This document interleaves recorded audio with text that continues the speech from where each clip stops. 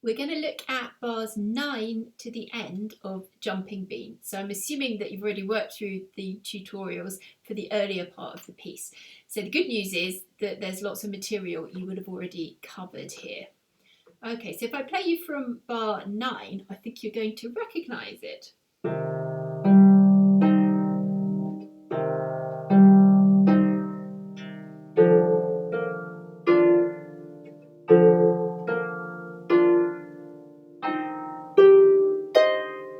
So you should recognise it up to there. So that's bars 9, 10, 11, 12 and 13, which are the same as bars 1, 2, 3, 4 and 5.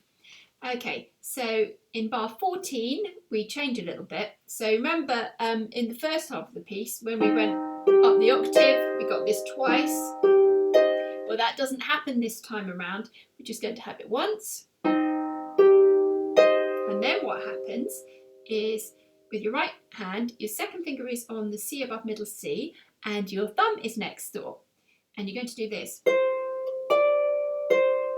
So what's happening there is I've got second finger and thumb placed. I play my second finger, but before I play my thumb, I put my second finger back on, then I play my thumb, and then I play my second finger. Okay, so if we go up to there,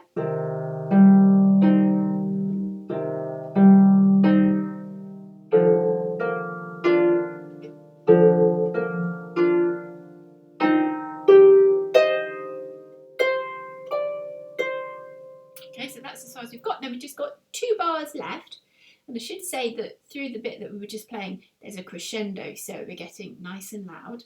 And then here we are near the end, and we're at double forte, so we're at fortissimo, so really loud.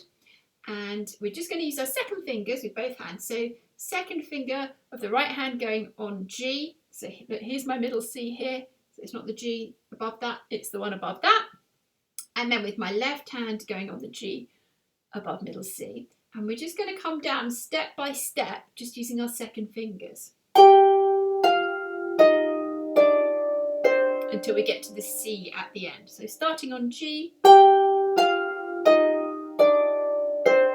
and coming down to C.